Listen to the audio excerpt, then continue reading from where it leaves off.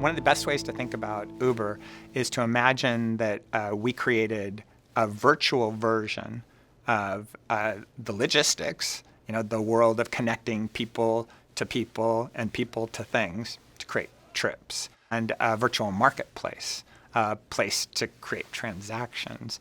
And so embedded in those two virtual worlds are the real customer experience, the core customer experience. Specifically at Uber, we're thinking about this all the time. If you think about the economic implications of enabling millions of drivers, there are other implications besides how their interface looks.